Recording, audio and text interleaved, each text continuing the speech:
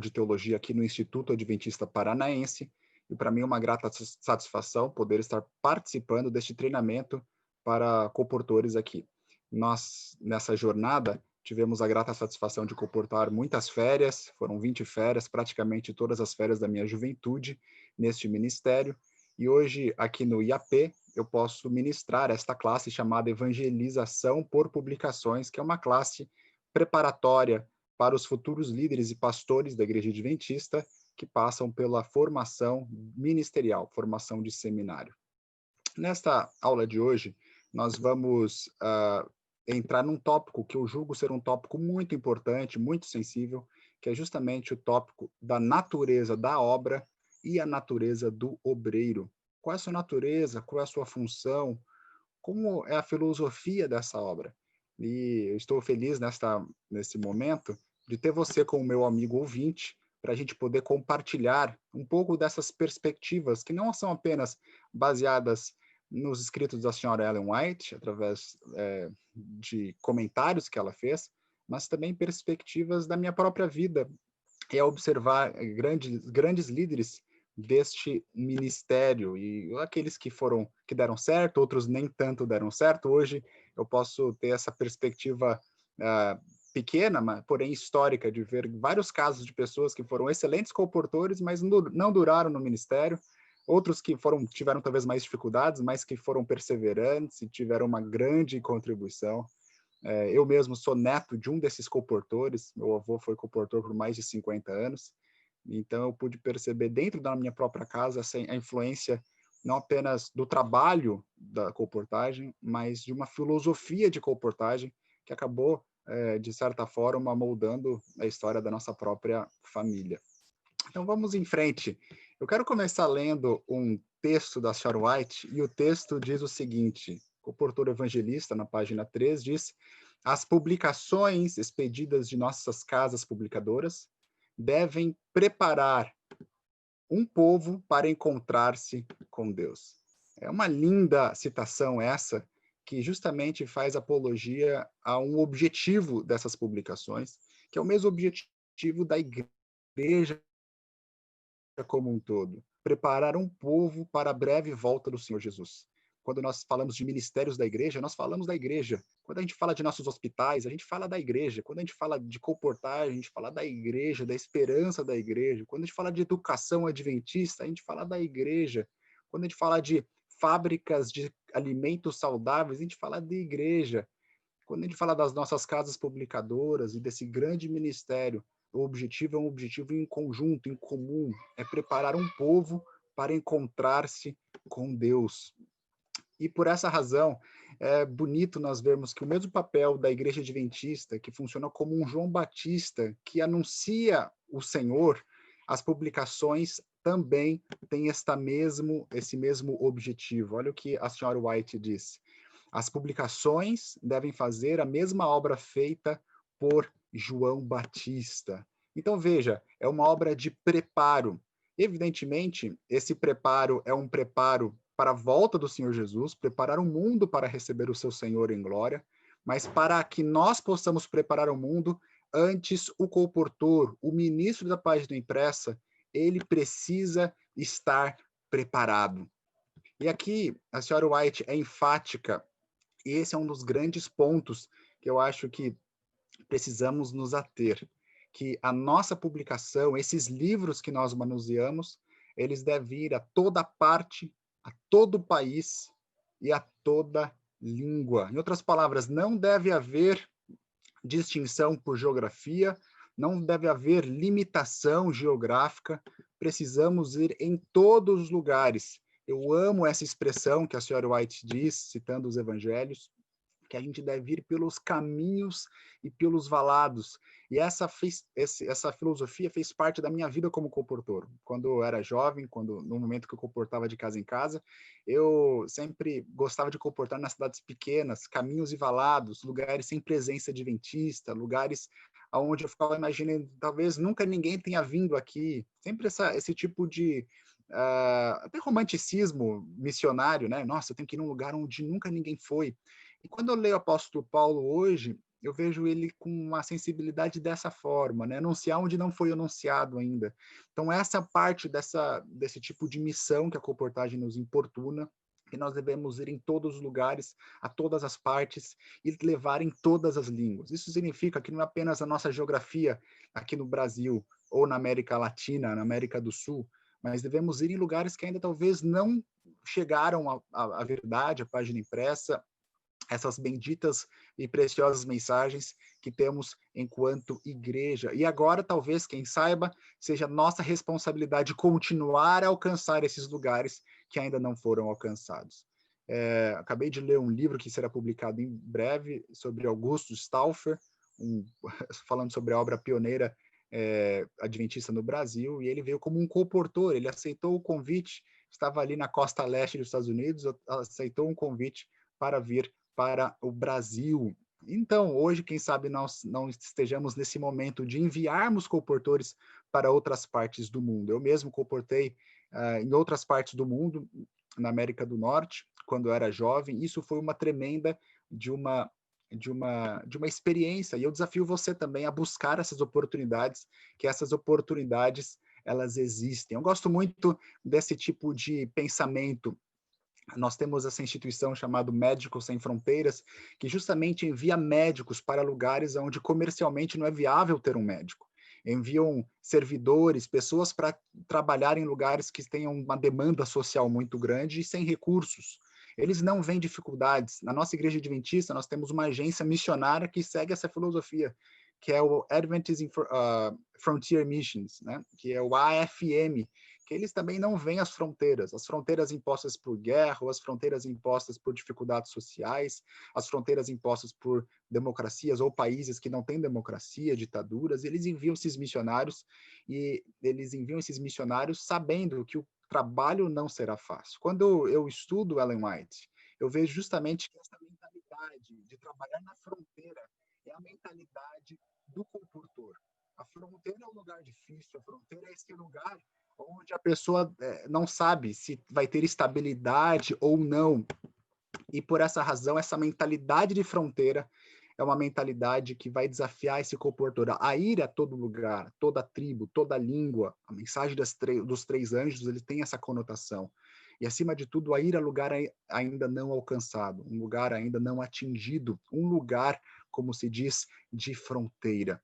Porém, para que o indivíduo possa sair do seu conforto e ir no lugar para a fronteira, evidentemente existe um desgaste, porque todos nós temos os nossos confortos, as nossas acomodações, como se diz, as nossas zonas de conforto, e sair dessa zona de conforto sempre é um enorme desgaste. Imagina você, um indivíduo que tem um seu emprego e de repente recebe um chamado de Deus para ser um colportor. De repente ele larga essa zona de conforto e vai para uma zona que é uma novidade. Eu vejo isso vez após vez, por exemplo, com alunos aqui no colégio, que às vezes têm uma bolsa, trabalham na cozinha, e de repente recebem um convite para sair para o campo nas férias. Às vezes, dentro do colégio, dessa estrutura, eles têm uma certa previsibilidade. Agora, o que vai acontecer lá na zona de fronteira, né? Então, veja, a zona de fronteira, o chamado do colportor, ele sempre é um chamado que existe esse desafio. E, evidentemente, existirão desafios muito grandes. João Batista mesmo, quando ele vai, ele não sabe o que vai acontecer, e ele tem uma vida simples, uma vida de preparo, mas, sem dúvida, uma vida de serviço com satisfação. Deixa eu falar um pouco sobre essa filosofia de fronteira, porque nessa filosofia de fronteira é extremamente importante que nós tenhamos uma noção de quem nós somos. O missionário, se ele ficar pensando em si mesmo, ele nunca vai ir. Imagina um missionário que tem uma criança, para que ir para um campo não alcançado, né? Eu tenho amigos que trabalham no Iraque como missionários, pensando humanamente falando, é uma loucura, é praticamente uma falta de amor próprio. Mas aqui, novamente, esse pensamento de abnegação é um pensamento importante. E nesta obra de evangelização por publicações, não deve haver exaltação do eu. Eu digo isso porque isso é mais central do que a gente pode imaginar. Evidentemente, você entende que colportagem envolve vendas, e geralmente a competição e a motivação extrínseca, né, a motivação de fora, é um componente muito forte nessas semanas máximas, nesses meses máximos. E às vezes essa mentalidade às vezes pode trazer a exaltação do eu, principalmente para aqueles que obtêm sucesso nesse trabalho, aqueles que a gente chama de mais competitivos, que batem uma, duas, mais do que duas bolsas, e geralmente pessoas são respeitadas, né? E as próprias, talvez, empresas que recebem esse tipo de serviço valorizem, elogiem, façam os elogios. No entanto, aqui o conselho ele é claro. Essa mentalidade de fronteira, ela é simples, ela é óbvia. Não deve haver exaltação do eu. Agora, como motivar sem a exaltação do eu, sem a cultura de bajulação? Esse é o desafio. A gente ver uma filosofia que seja a filosofia de fronteira, desse serviço missionário, desse serviço de preparar um povo para encontrar-se com Deus, e ao mesmo tempo colocar esse exército de meninos, de meninas, de jovens, de efetivos, de senhores, de senhoras para frente. Mas aqui o conselho ele é pétreo, é uma cláusula firme, é um princípio. Não deve haver exaltação do eu. Deixa eu fazer algumas considerações nesse sentido, porque são considerações importantes. Esse espírito de fronteira, ele vai trazer justamente esse espírito de a gente de não ser nem daqui nem dali. Em outras palavras, nós estamos do mundo, mas não somos do mundo. Em outras palavras, a gente está nesse território, mas não é desse território. Nós temos um serviço, uma causa maior, e agora Deus vai nos colocar, através da ação do seu Santo Espírito, nos lugares e vai impressionar os nossos corações para onde devemos ir. Se é para o interior, se é para uma grande cidade, se é para um caminho envalado, uma cidade pequena, ou se é para uma metrópole com mais de 10 milhões de habitantes, se é para trabalhar nas fazendas ou se é para trabalhar nas indústrias. Enfim, o Espírito do Senhor vai conduzir. E, para tanto, nós precisamos ter um espírito de abnegação. Quando nós pensamos que nós sabemos aonde a gente deve colocar o nosso pé, quando a gente imagina que a gente é dono do nosso próprio nariz, esse é o passo que antecede a queda do cavalo. Mas no serviço missionário, nós entendemos que existe um general por trás da missão. Esse general tudo vê, tudo sabe.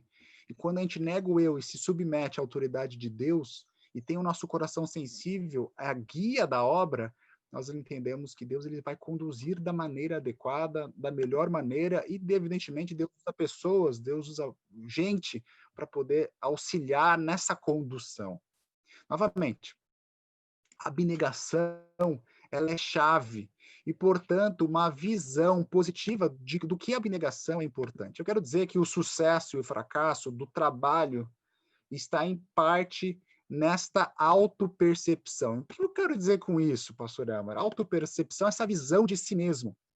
E olha só, aqui nós temos duas vertentes. Uma primeira vertente, que vai justamente apontar uma postura de orgulho e autoconfiança, que é autoconfiança algo super importante, uma pessoa confiada, é uma pessoa persuasiva, e na comportagem a gente está em contato com as pessoas, a gente precisa conhecer e confiar nas coisas.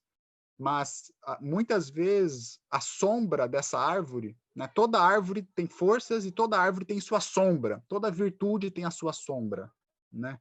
E a sombra da autoconfiança é a falta de dependência em Deus. Esse é aquele camarada que já vai muito bem no trabalho, sabe que vai tirar a bolsa nas próximas férias, e essa confiança, que é uma bênção, a sombra dessa virtude é justamente a falta de dependência. E nós temos, por conseguinte, o outro lado da moeda dessa autopercepção, que é a humildade, que é um espírito correto. Mas, às vezes, uma percepção humilde, ela pode faltar com a confiança própria. Então, temos dois problemas, digamos assim. Um, o da autoconfiança, mas que pode te levar para longe de Deus. O outro, o da humildade, mas que te falta autoconfiança para você prosperar nesse tipo de trabalho. Evidentemente, em vez de falar de autoconfiança, a gente pode falar de uma confiança que vem do alto, e agora a gente recebe esses dons e talentos e se coloca na disposição do Senhor. Veja, você ter uma vida consagrada não substitui o seu treino técnico, o seu treino homilético, o seu treino da retórica, o seu treino de quebra de objeções, o seu treino profissionalizante. Essa autoconfiança, ela não substitui justamente essa dependência de Deus. E agora, nesse balanço, e agora nesse treinamento, nós vamos poder justamente procurar e responder algumas perguntas que vão nos ajudar na nossa autopercepção. E a primeira pergunta que a gente faz é: quem sou eu? Quem é você? É uma pergunta de identidade, né? E quando a gente fala de comportagem, a gente vê que esse é um dos grandes problemas, na verdade, essa falta de identidade de quem a pessoa é. Às vezes, o palestrante, por exemplo, pode pensar que ele é um businessman, né? Ele é uma pessoa ali, um homem dos negócios. E tem muita gente que na comportagem perde o foco e se torna praticamente um comerciante de livros e depois abre uma empresa. E não tem nada de mal nisso, no sentido de que a pessoa encontre um caminho, né? Mas nós não somos comerciantes propriamente dito, muito embora o trabalho tenha um aspecto de comércio. Tem gente, por exemplo, que pensa que é um médico, um enfermeiro, e existem médicos que comportam, existem estudantes de áreas de saúde que comportam, mas, novamente, a pergunta é: quem é você, né? Qual é o trabalho? Então, o comportor, sim, envolve conhecimentos técnicos de saúde, mas ele não é um médico, né? É interessante ver o que, que ele é de fato. E aqui a nossa definição ela aperta mais e ela amplia, na verdade. Ela não é uma definição limitadora, mas é uma definição inclusivista. E olha o que a senhora White diz na página 19 do Comportura Evangelista. Jesus, eu quero convidar você para ler comigo essa citação, que ela é poderosa, e vai falar: quem sou eu, quem é você, são aqueles que se envolvem nesta ramo de trabalho. Jesus está chamando a muitos missionários. Então, aqui é a definição: missionários que se consagrem a Deus, dispostos a gastar-se e deixar-se gastar em seu serviço. Quem sou eu? Eu sou um businessman, eu sou um comerciante, eu sou um médico, eu sou um enfermeiro. Quem sou eu? Eu sou um missionário. Então, novamente, não quer dizer que um negociante, um comerciante não possa se envolver no trabalho da comportagem. Não quer dizer que um médico, um enfermeiro, um psicólogo não possa se envolver no trabalho da comportagem. Mas quer dizer que, primariamente, a natureza dessa obra é uma obra missionária. E agora a gente amplia essa definição e vai aprender os insights, as habilidades do comércio, da palestra, da retórica, da medicina, da psicologia. A gente vai utilizar essas ferramentas para enriquecer o trabalho. Mas veja, quem sou eu? Um missionário. Importantíssimo nós termos esta conotação sempre clara em nossa mente. E a pergunta que nos segue, depois dessa pergunta de identidade, é a pergunta de propósito. É entender os porquês nós fazemos alguma coisa. E geralmente, quando você conversa num clima universitário, num colégio, as pessoas perguntam: por que você quer comportar? Geralmente, a resposta que você obtém para essa pergunta é uma resposta que vai girar em torno de algo assim: eu vou comportar para poder ir para a escola. Quero ir para uma escola. Eu quero dizer para você, muitos anos da minha vida em colégio, mas eu quero falar que existe um outro tipo de escola importante. E essa escola, para onde você deve ir? Para uma escola, eu quero dizer que é uma escola ainda mais importante. O comportor evangelista, na página 31, fala o seguinte: acompanhe comigo esta leitura. Deveis estar sempre aprendendo na escola de Cristo. É necessário que leveis para a vossa obra o capital que vos foi confiado de energia física e mental. Você percebe?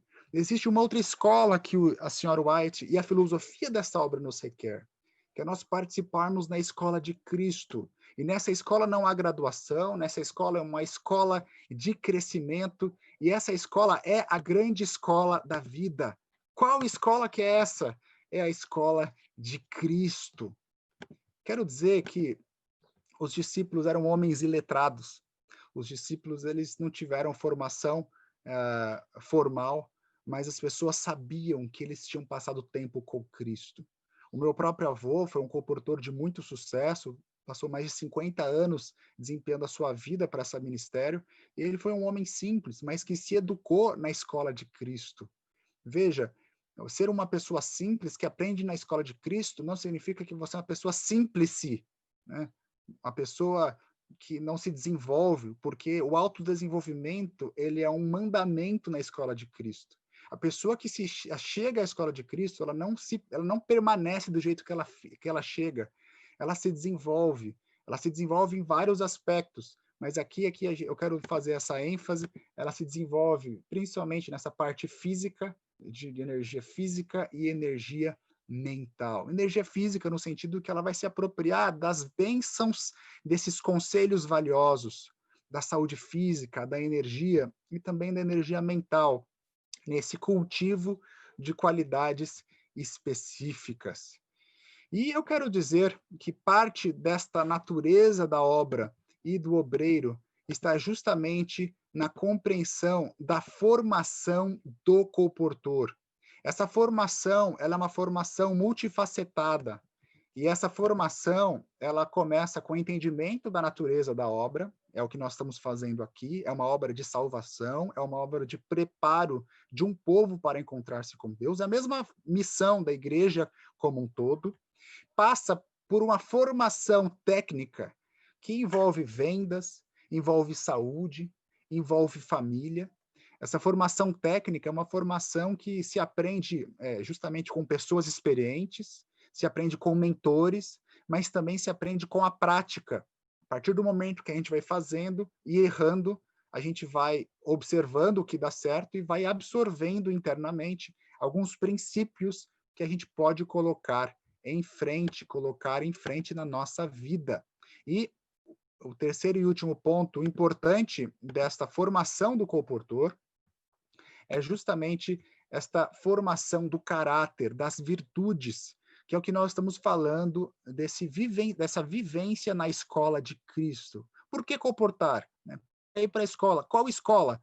O IAP, a UNASP, a FADBA, são as escolas adventistas, não apenas no Brasil, ao redor do mundo.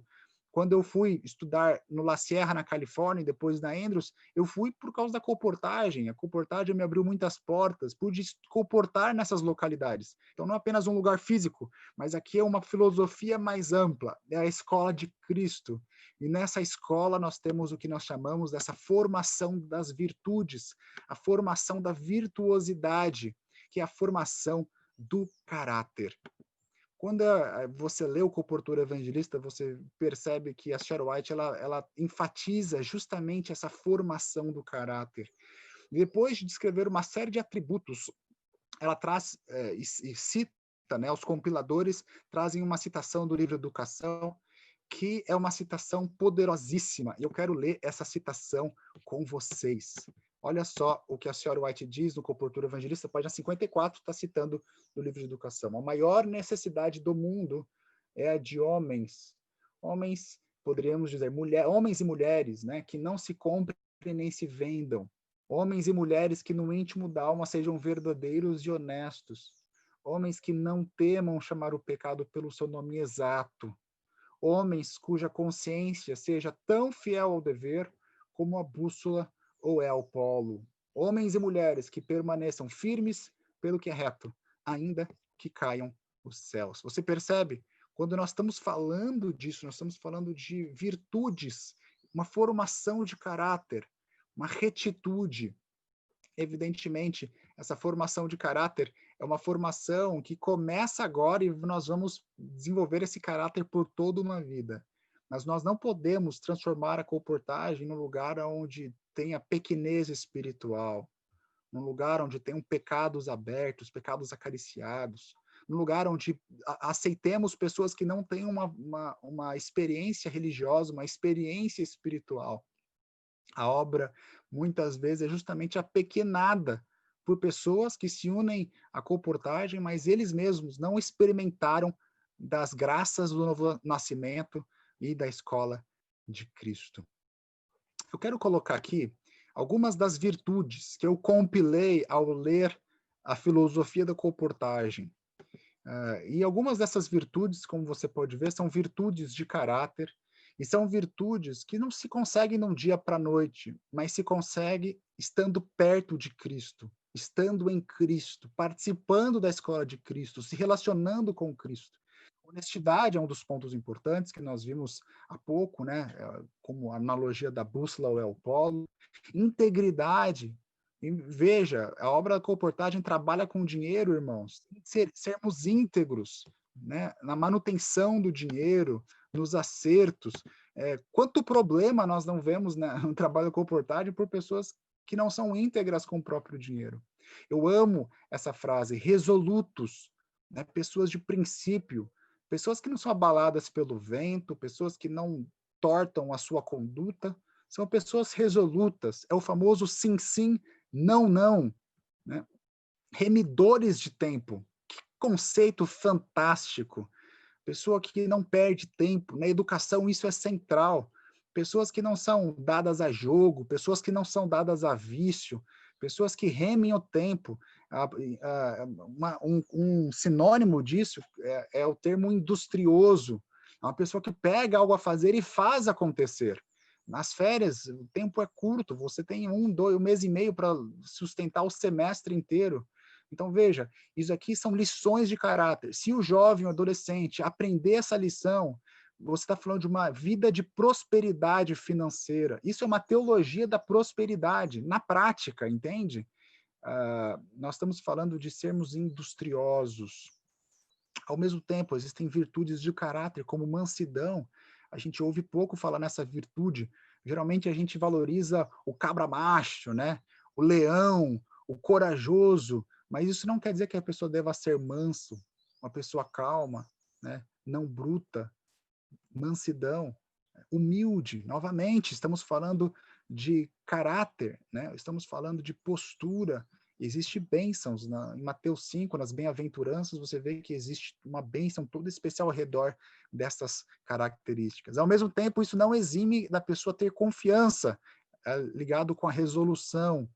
Alguns atributos morais que eu diria que devemos enfatizar: a pureza de caráter, a pureza com a expressão das emoções, com a expressão afetiva através da sexualidade, né?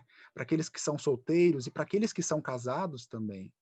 O tato, saber lidar, saber entrar e sair, como é importante. E essa é uma das grandes lições que a comportagem dá, essa leitura do local, a temperança, também característica pouco dita. Nós damos aula de saúde, mas não obedecemos e vivenciamos os princípios de saúde expressos na revelação, nos conselhos da senhora White, a temperança com os 8 remédios, o vegetarianismo, por que não? São conselhos tão práticos que a gente deve levar em voga, né? O indivíduo dá palestra de saúde, mas a saúde dele é um caco. Como ele é jovem, ele não sente ainda. Mas quando ele envelhece, meu amigo, não é fácil. O tempo vai cobrar de todo mundo. A cortesia cristã, tratar as pessoas como gostariam de ser tratados, a regra de ouro, energia e entusiasmo, importantíssima característica. Nós vamos dar energias fileiras, marchar em frente, porte agradável. Tem um capítulo inteiro sobre porte agradável, esses maneirismos da cultura, a forma de nós falarmos, a vestimenta, não aparecer sem uma almofadinha, um boyzinho, uma patricinha, e tampouco um mendigo, né? Uma vestimenta, um porte agradável, que dê acesso a essa noção que nós estamos representando a igreja, a mensagem de Deus. E, evidentemente, eu quero dizer a voz e dicção agradáveis. Enfim, nós estamos falando de uma série de fatores, de virtudes, de características, e nós poderíamos ampliar muito mais essa lista, mas essa lista é uma lista de aspectos principais que no comportamento evangelista faz de atributos desse obreiro, para que esse obreiro do comportor ele possa ter sucesso, ele possa perseverar e possa lograr. Quando nós falamos de virtude, evidentemente, nós estamos falando de algo que não se nasce do dia para a noite. Sabe, querido irmão, querida irmã, para você cultivar algo, você precisa arrancar as ervas daninhas, você precisa colocar um adubo, você precisa regar na hora certa. E da mesma forma como se cultiva uma planta, um jardim, uma flor, é necessário que nós cultivemos essas virtudes ativas, do mesmo modo que as virtudes passivas. Veja, esta é um trabalho, este é um desafio, esta é uma recomendação para que nós possamos continuar desenvolvendo a natureza da obra e também a natureza do obreiro. A minha oração, querido irmão, querida irmã, é que você possa continuar crescendo nas graças do novo nascimento. E se porventura você olhar para si mesmo e falar que está aquém, fazer uma introspecção e pensar, estou aquém desta obra, estou aquém de todas essas recomendações, eu quero que você agora faça uma mescla das suas limitações, das suas imperfeições, com o braço todo poderoso do Senhor, porque ele prometeu que iria levantar o abatido, ele prometeu que iria suprir as nossas necessidades não apenas financeiras, mas as nossas necessidades de virtude, de moralidade. Ele prometeu nos levantar e nos amadurecer nesta escola de Cristo. Que Deus te abençoe e muito obrigado por participar desta aula.